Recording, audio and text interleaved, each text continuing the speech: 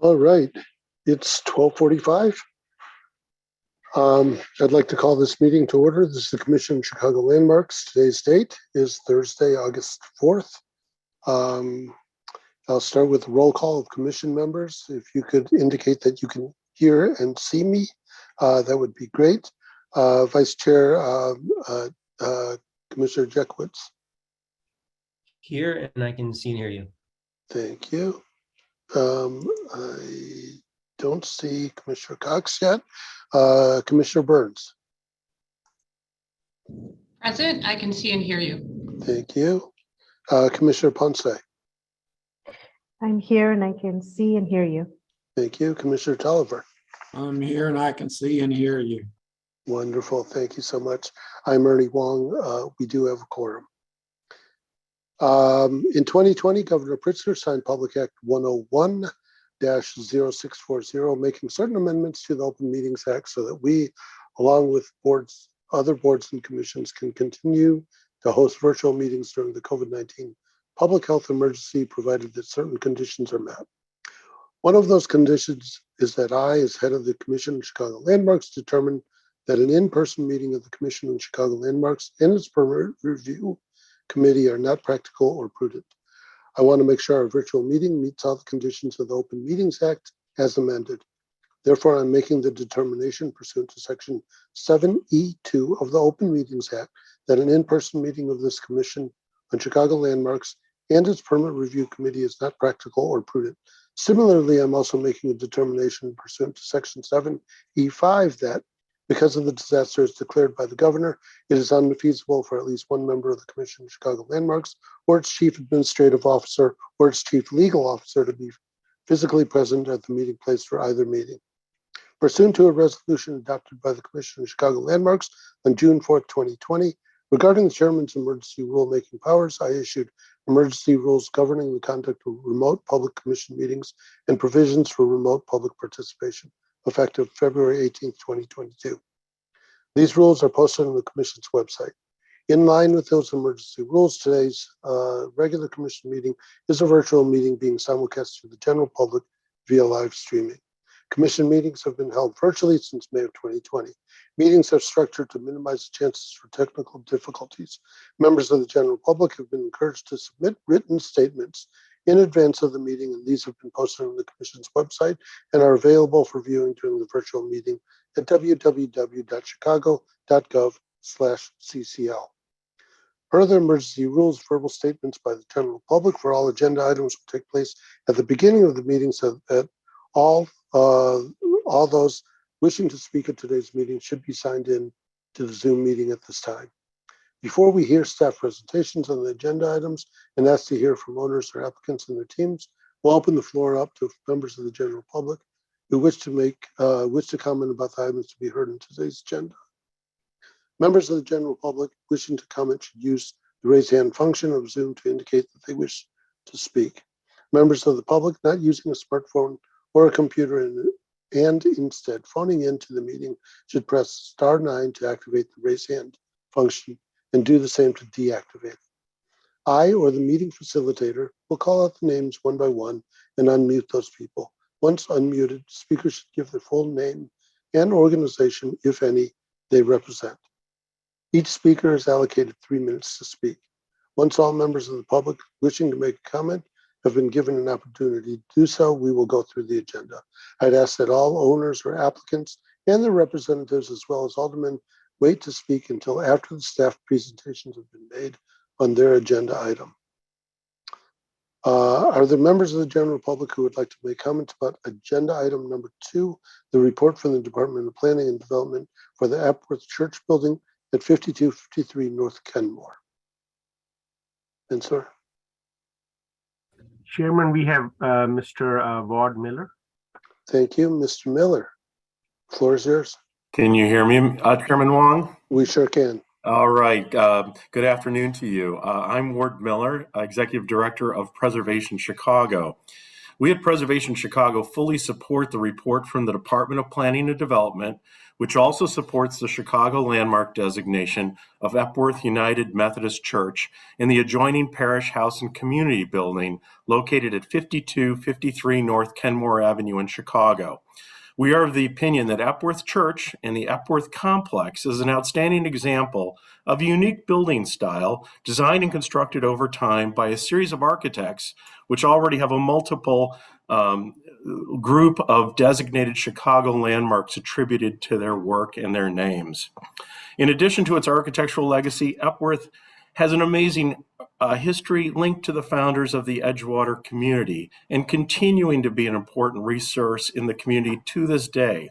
This house of worship has provided all sorts of humanitarian services to the community, including housing and overnight shelter for those less fortunate. We have worked with the Edgewater Historical Society and Alderman Harry Osterman's office for many years on preservation issues in the Edgewater community and sharing our long-term concerns for Epworth Church, noting its diminishing congregation and its change in leadership over time. Therefore, we at Preservation Chicago fully support the Chicago landmark designation of Epworth Church and the Parish House, along with all of its protections of the complex, including its tower, all of its elevations, its roof lines, its art glass windows, including the Healy and Malay window on its principal elevation fronting Kenmore Avenue. We'd also like to request consideration be given to protect the visual sightlines of Epworth Church from both Kenmore and Berwyn Avenues as an idea. Currently, the view shed along Kenmore Avenue allows for the full west elevation of the parish house and the south elevation of the church, viewed from the public right-of-way. And we feel this is very important in a very dense community as we see in Edgewater. This really does impact quality of life issues, light and air, as well as allowing that those visual properties and historic properties to be seen from the right-of-way. So we want to encourage protection of those grassy areas now as a community garden. We also want to recognize the service of our longtime preservation partner, Lisa DiChiara of Landmarks, Illinois, who has been a wonderful partner with us at Preservation Chicago for many years.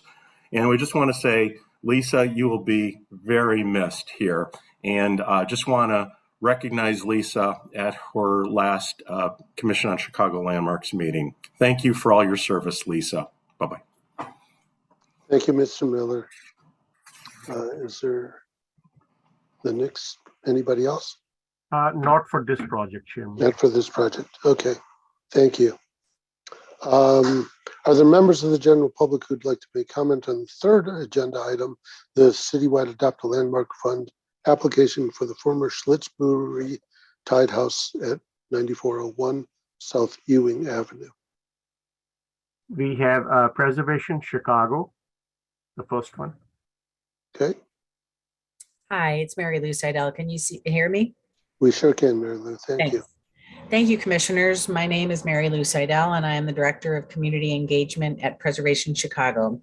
The landmarking of this historic Schlitz Tide House in 2020 was a moment of victory for the South Chicago neighborhood and the East Side. Owners Laura Coffey and Mike Medina, who have a strong commitment to this neighborhood, have invested incredible time, resources, and scrappy ingenuity to begin the full restoration of the East Side Tap, the formerly known as the Bamboo Lounge. The owners have brought in skilled historic preservation consultants to help shape their scope of work for the full rehabilitation, and we are already thrilled to see its original interior coming back to life. Preservation Chicago enthusiastically endorses this Adopt a Landmark request to further bring this building to its full glory. As we have seen while surveying workers' cottages in the South Chicago neighborhood of the Bush, we have met residents who are grateful to see people who are not speculators or building inspectors paying attention to their neighborhood, asking for community input on future priorities, and honoring its rich history related to the different immigrant communities who have called it home, as well as the obvious impact of the steel mills and their eventual loss. While we have the Commissioner's attention on South Chicago, we want to emphasize that two other cultural and historic assets face an uncertain future. St. George Church School and Rectory at 9546 South Ewing Avenue just down the block from the Schlitz Tide House, and St. Michael the Archangel at 8235 South Shore Drive. Both of these beautiful institutions have been shuttered, and it is unclear where they will go from here. Without the protection of our one main tool, landmarking, hundreds of years of family and community history could be erased from South Chicago with these two churches. Laura and Mike came in and saved the Bamboo Lounge East Side Tap before it was in imminent danger.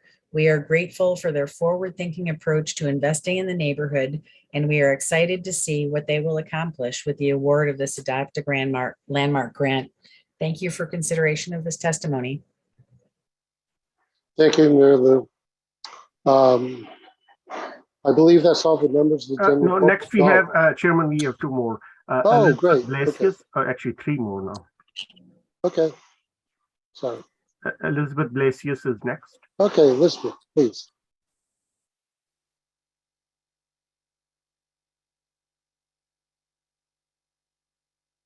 Looks like Elizabeth, you're speaking, but we cannot hear you. Now we can hear you.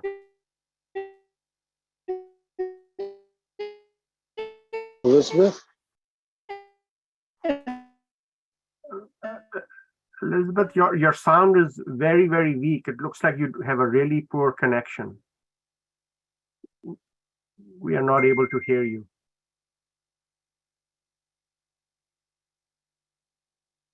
Can we go on to the next speaker and come back to Elizabeth? Yes, Elizabeth, you may have to rejoin the Zoom or use a telephone to dial in. Next, we have Gabriel Piemonte. Good afternoon, commissioners. Are you able to hear me? We sure can. Thank you, Mr. Piemonte. Thank you. My name is Gabriel Piemonte, as mentioned. Thank you for this opportunity to speak with you.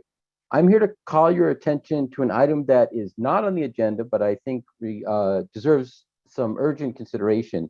The Chicago landmark Shrine of Christ the King, built in the 1920s as St. Claret's Church and located at 6401 South Woodlawn Avenue. Recent events have given me and others cause for concern with respect to the future of this building. I address you both as a neighbor and a founding member of the coalition that prevented the Archdiocese from demolishing this beautiful landmark 6 years ago. I am a 20+ years resident of the South Side and a 12-year resident of Woodlawn. I'm the former board president of the Southside Center of Hope, which some of you might know as the St. Martin de Porres House of Hope, which was until recently the church's next door neighbor to the south. I'm also a founding member of Save the Shrine, although I am not representing that or any other organization in these remarks. These are my personal comments. In 2015, a terrible fire had done substantial damage to the church, and the Archdiocese attempted to have it torn down expeditiously. This body agreed to hear testimony from people opposing demolition, and we were ultimately able to save it through a public education campaign in the media by raising hundreds of thousands of dollars in a few weeks and by identifying the current occupants, the Institute of Christ the King, as responsible stewards. The Institute is a Latin Mass and Latin Sacrament order. The Archdiocese knew that when they deeded them the property. The Archdiocese has, beginning in January of this year, begun shutting down Latin Masses across Chicago and has now also banned these priests from saying the Latin Mass, which effectively ends their sacramental ministry in the city. As a result, this property has lost its practical purpose for the order, and we consider this cause for alarm. I'm not a Catholic and I'm not a theologian. I am here first and foremost as a proud Woodlawn resident. This building cannot become a pawn of some intra-religious squabble about how church services are conducted. It is a Chicago landmark and a crucial element of our geography in the neighborhood, which you all know is pockmarked with vacant lots. Other divisions of planning, as well as the Department of Housing, are working diligently as we speak to fill those vacant lots because we all know how deleterious they are to the life of a community. The prospect of a historic Woodlawn property in which more than $3 million have been invested in the last 6 years, standing dormant, should be a cause of concern for all of us. Commissioners, no one, not even Cardinal Kupich himself, should be permitted to endanger the hard work of our community and revitalizing our built environment for the sake of their own agenda. I am asking you to remain vigilant when it comes to St. Claret's, this breathtaking Harry Schlitz designed neo-Baroque church with a century of memories of Chicagoans in its walls. For your information, we've also contacted Alderman Jeanette Taylor, who is watching the situation closely, and she has expressed her commitment to protecting this important Woodlawn landmark. Thank you very much for your time. Thank you, Mr. Piemonte. For the record, could you, I'd like to note that Mr. Piemonte's comments were not applied to the Schlitz Brewery Tide House comments.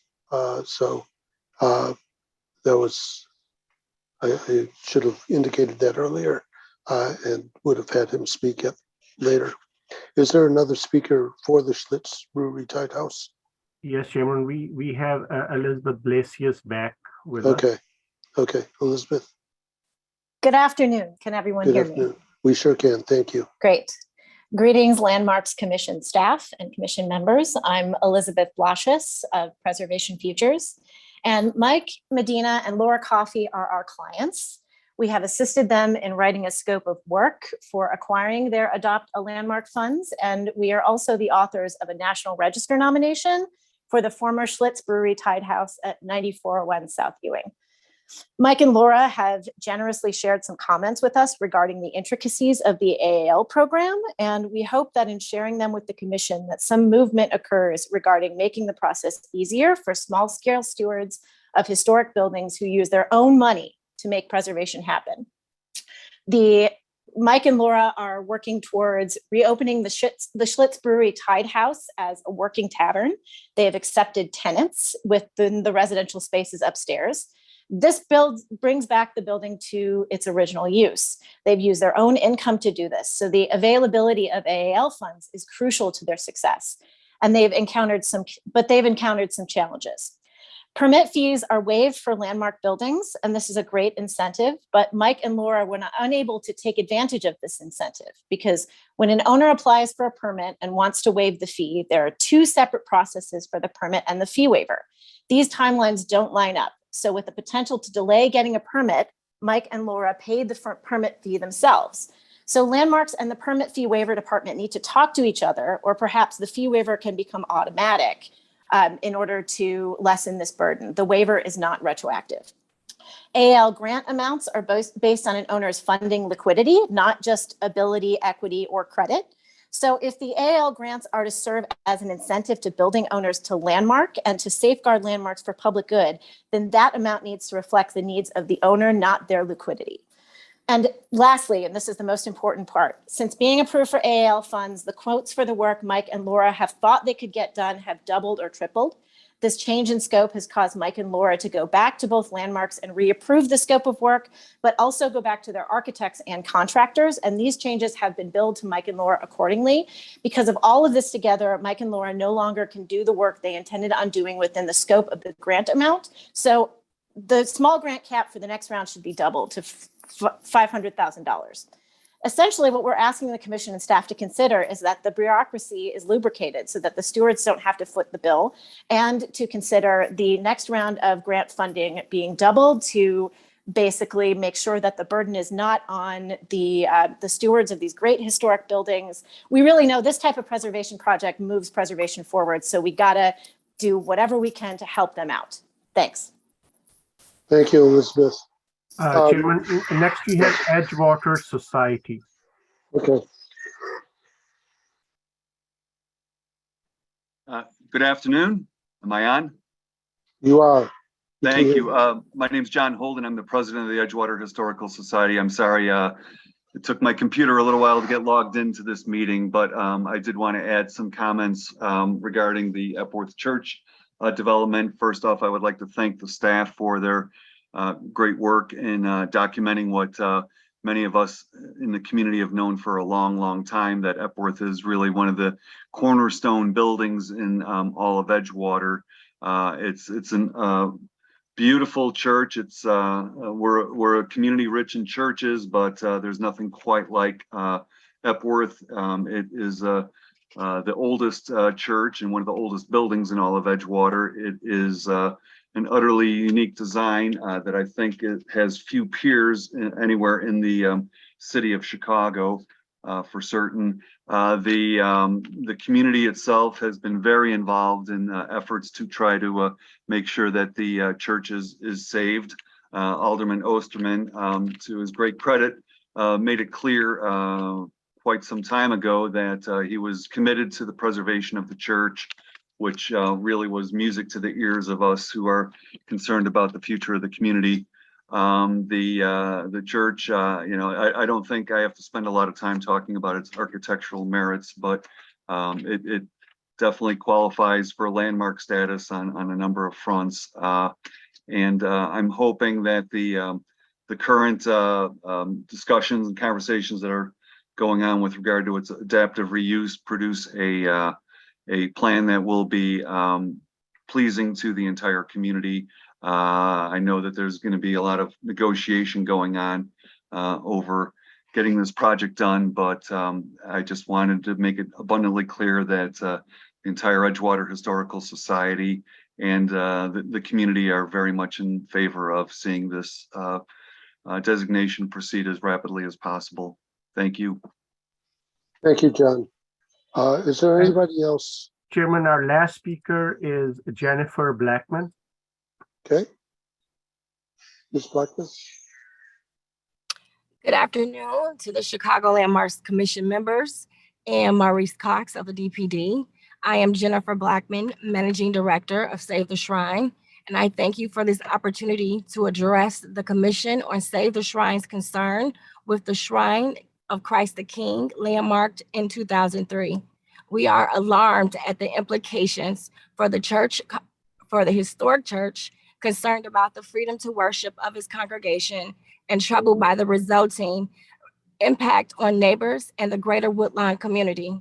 In the winter of 2016, worried parishioners, community members, and preservationists addressed this commission regarding the Archdiocese of Chicago's application for a demolition permit for the Shrine of Christ the King located at 6401 South Woodlawn Avenue. The church, landmarked in 2003, had sustained damage in a 2015 fire. In weeks that followed, the supporters of the shrine spread awareness and raised over $650,000 to stabilize the building.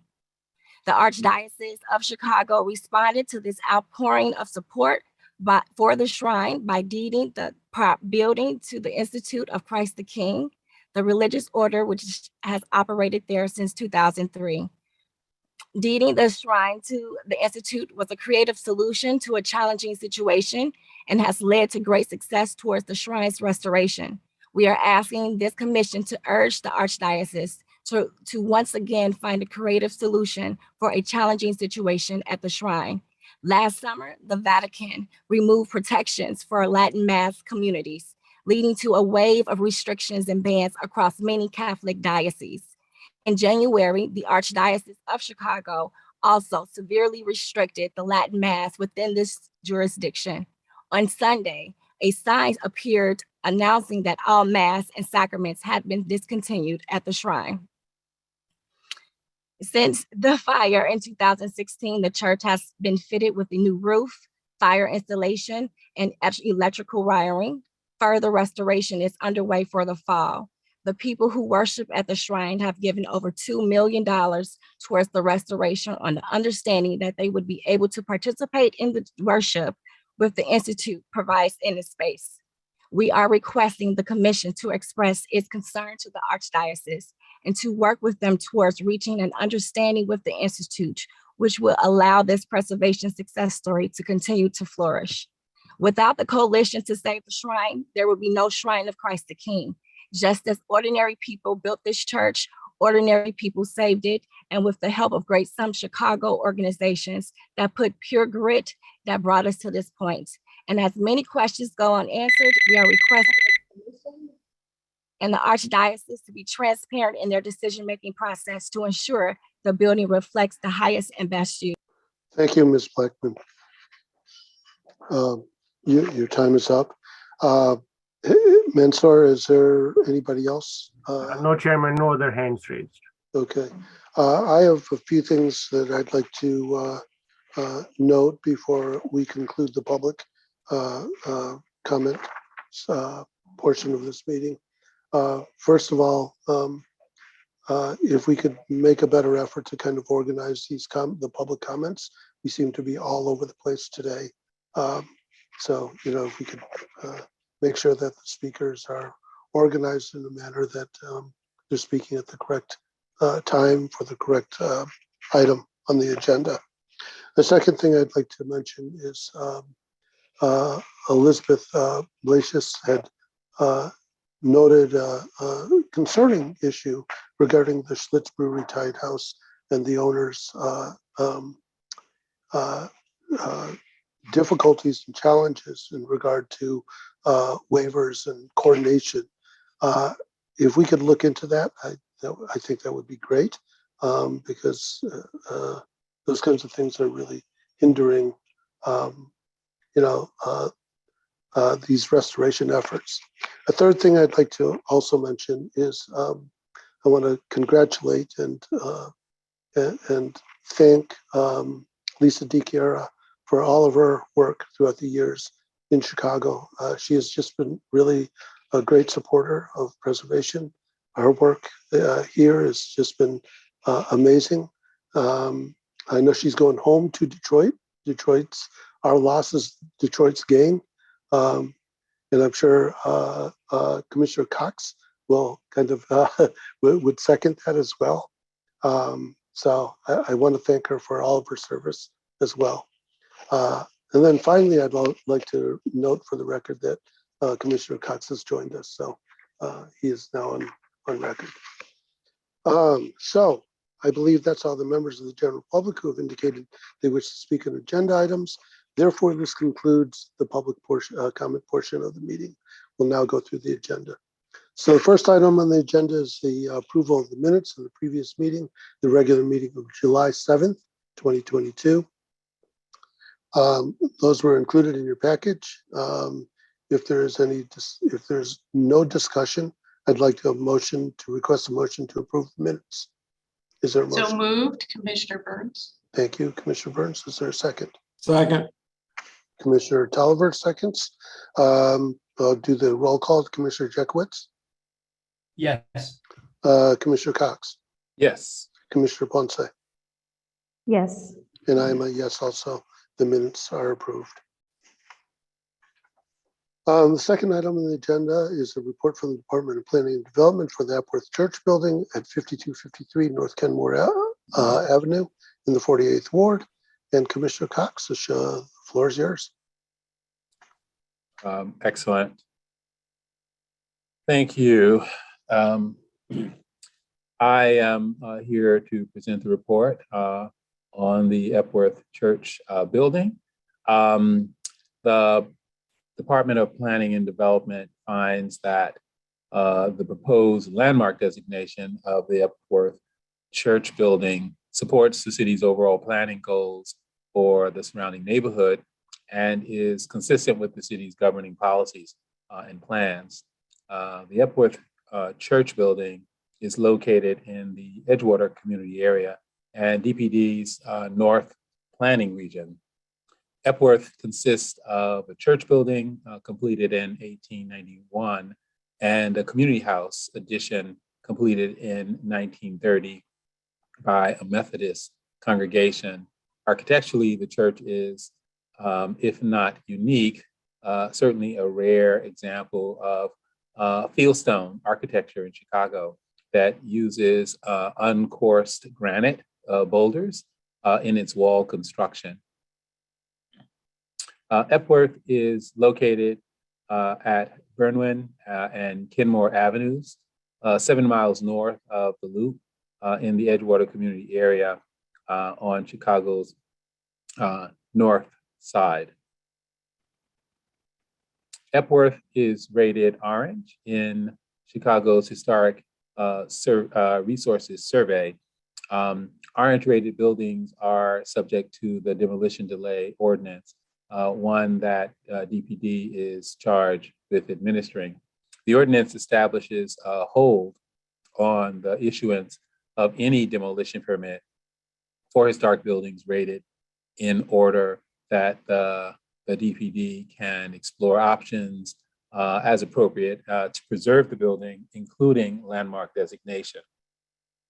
On May 12, 2022, a demolition permit was applied for Epworth, and though it has since been withdrawn, the threat to the building certainly became clear. Subsequent calls for a historic preservation solution for Epworth show the effectiveness, in fact, of the demolition delay ordinance. 3 blocks west of the Epworth lies Broadway, a prominent mixed-use corridor in Edgewood and Uptown. The DPD's North Planning Region is collaborating with the community, the 48th Ward Office, and other departments on the Broadway community vision to define what the future of this corridor should be in the 21st century.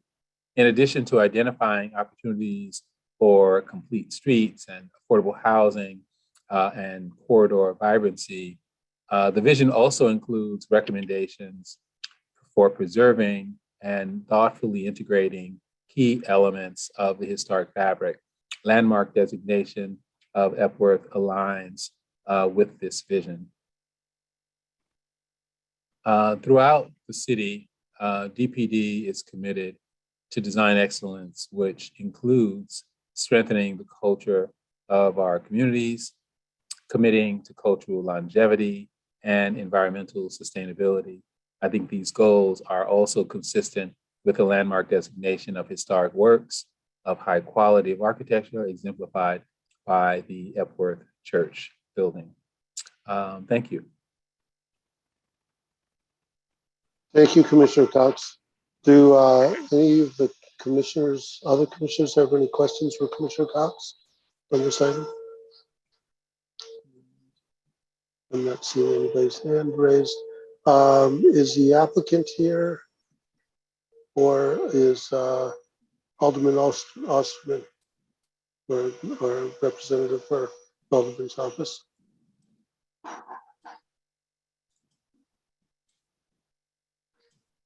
Yes, I'm Emily Bellini. I'm from Alderman Osterman's office. And I'm sorry, could you repeat that again, please? Yes, my name is Emily Bellini. I'm from Alderman Osterman's office. Thank you. Just showing support. Thank you. Thank you. Are there any questions of the Alderman's office? If not, I'd like to request a motion to accept the department's report for the Appworth Church building and take the next step in the designation process to request consent from the property owner. Is there a motion? So moved, Commissioner Ponce. Thank you, Commissioner Ponce. Is there a second? Second, Commissioner Jakevich. Thank you, Commissioner Jakowitz. I'll do the roll call. Commissioner Cox? Yes. Commissioner Burns? Yes. Commissioner Tolliver? Yes. And I am also a yes. The motion carries unanimously. I'm apologizing for the noise in the background and doing a little renovation in my office, so I'll try to keep things short. Second item on the third item on the agenda is the citywide Adopt Landmark Fund application for the former Schlitz Brewery Tied House at 9401 South Ewing Avenue in the 10th Ward. And Mr. Clybourne, if you could take us through this. Can you hear me okay? We sure can. Great. Good afternoon, commissioners. At the December 2021 commission meeting, we informed you of 12 projects that DPD conditionally awarded grants to from the 2021 Adopt a Landmark application funding round. You may recall that each of the projects are required to come back to the commission for a vote once their scope and budget are fully developed. One of the applicants, Laura and Mike Medina, the owners of the Schlitz Brewery Tied House at 9401 South Ewing, have finalized the budget and scope for their project. The Medinas are requesting $243,260 in Adopt a Landmark funds for exterior envelope work totaling $270,909. In addition to the proposed work, it should be noted that the Medinas have invested considerable other funds into the property since acquiring it in 2019. This work has included significant joist repair, boiler, and other work. For orientation, the Schlitz Brewery Tied House is located at 9401 South Ewing Avenue within the East Side community area and the 10th Ward, just south and west of the Calumet River and Lake Michigan. Constructed in 1907 and designed by Charles Thislew, this neighborhood-scale Queen Anne mixed-use building with its signature Schlitz globe on Ewing Avenue has served the heavily industrialized southeast side of the city for over 100 years. Like other tied houses, this one was commissioned directly by Schlitz to sell only Schlitz products and was meant to help legitimize drinking establishments in the face of the rising opposition to alcohol consumption. The building was designated a Chicago landmark in late 2020, and with it, there are 10 other designated brewery tied house structures throughout the city. Overall, the Adopt a Landmark scope of work for the project includes 3 main exterior envelope components, which is summarized on the sheet before you and which was included in your packets, and I will go over them now. First, the building's flat roof will be torn off and replaced, and new or repaired decking and insulation will be installed. These images show the existing roof conditions. Second is the parapet work. The north parapet wall of the building will be raised approximately 10 inches to match the building's other parapet walls, which will also be rebuilt. An image of the north parapet wall is at the top left.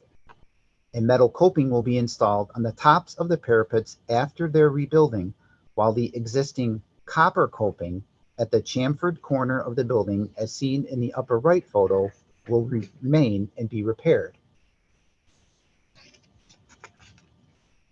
Finally is the window work. 14 new windows will be installed at the second floor on the north, northwest, west, and south sides of the building, and the original Schlitz art glass will be reinstalled in its original location on the first floor on the Ewing side as well. An image of the original Schlitz window from the inside of the building, taken before it was removed a few years ago, is at the top.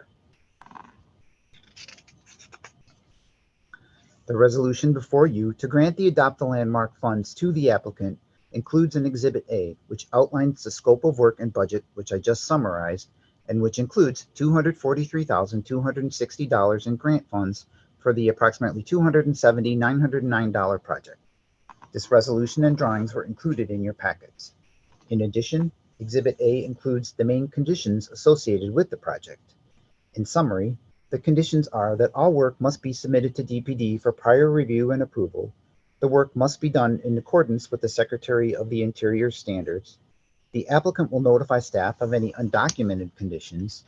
The applicant will enter into an escrow agreement to assure the project is completed and paid for in a timely manner, and that the applicant will provide to DPD the necessary documentation of the project so that staff can also give an informational overview of the project to the Commission once completed.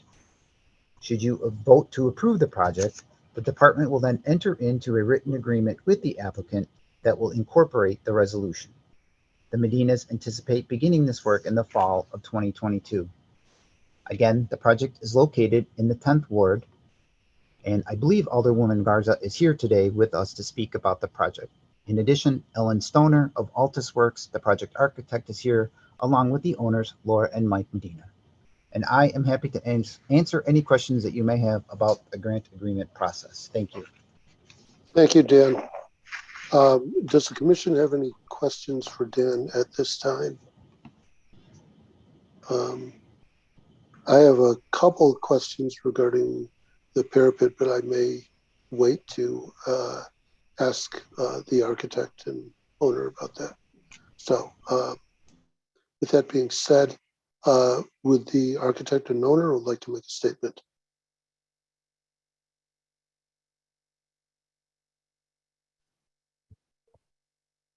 Hello, Commissioner. This is Ellen Stoner. Can you hear me?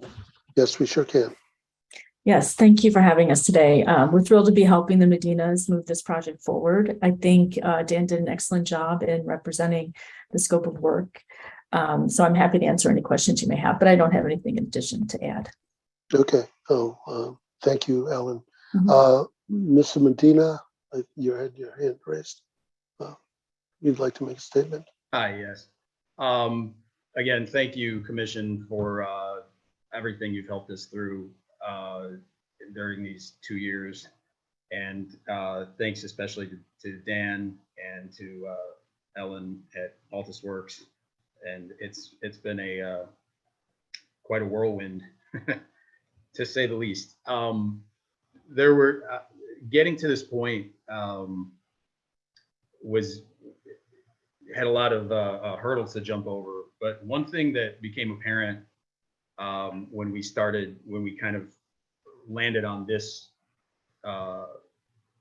changed scope of work and updated budget numbers was that the landmarks aficionados, myself, and commissions across the country are going to have to start looking at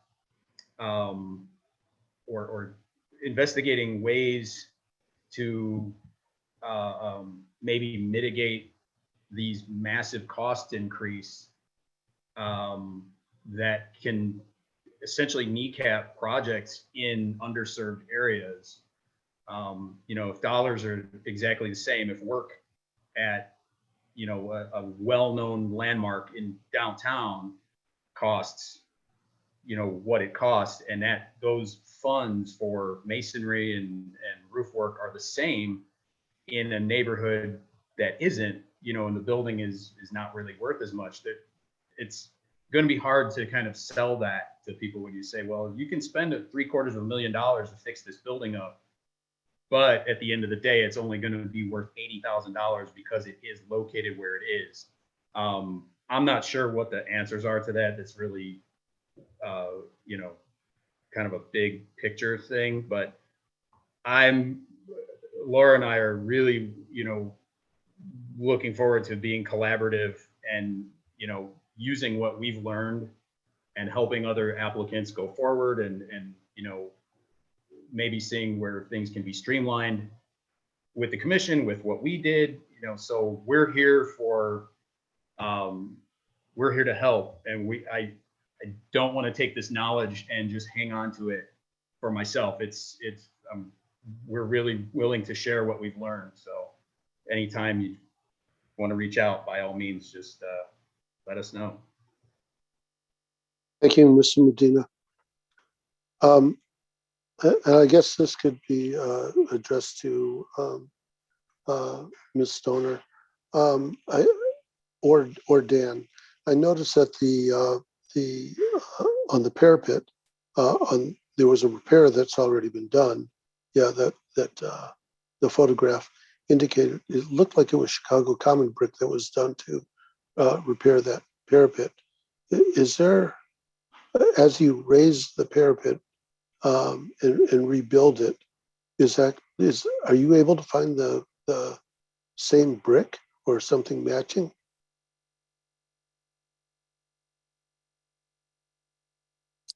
Do you understand Commissioner, Commissioner, this is Ellen Stoner. I'm not sure if we've done any research on matching the brick, but we've had success on many historic buildings finding matching brick. So our intent is to locate a matching brick.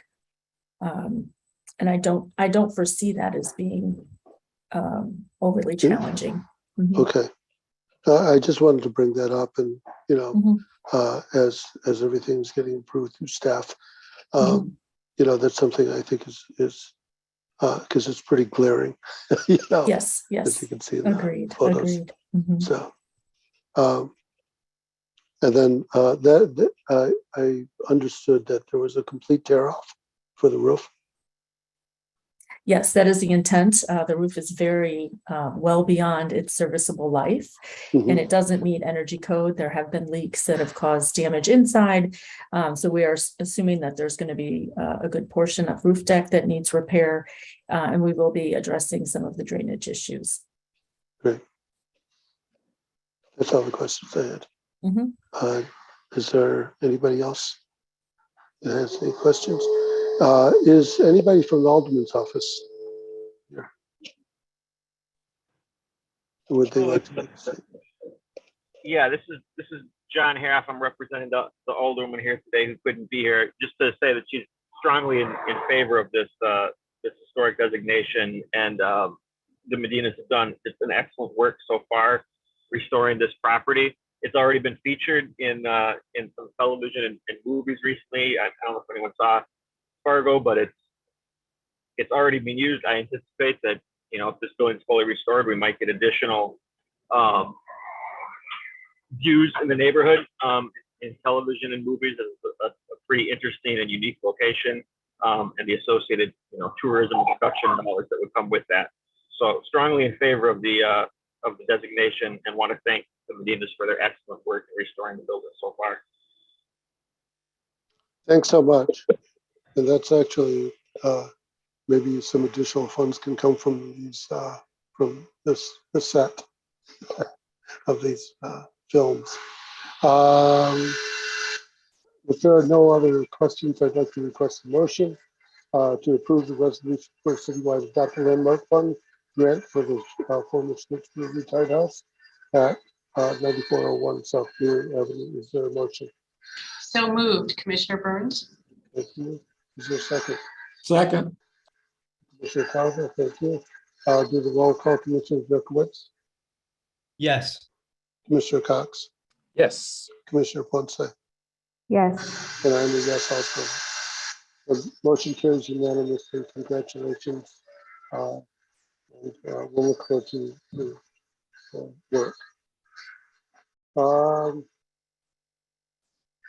Last item on the agenda is the permit review committee reports. And I'd like to call in Commissioner Beckett to report.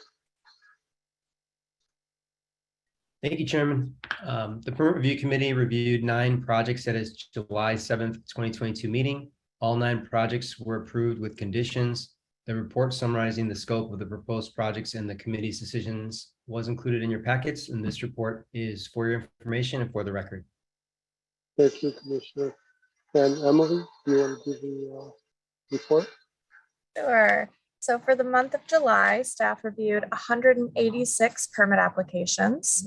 A total of 196 reviews were performed by staff, and the average number of days to issue approval or corrections was 3.3 days. Thank you. Any questions on the permit review or the reports? Having none, there's no further business, so I'd like to request a motion to adjourn. So move. All right, Commissioner Calvin, is there a second? Second. All right, is there all in favor? Say aye. Aye. Nobody opposed? Motion carried. And Commissioner Zekowitz, when do we start PRC? Yes, let's start our PRC meeting at 1:45. Thank you. Sounds great. Thank you. See you then. Bye. Bye.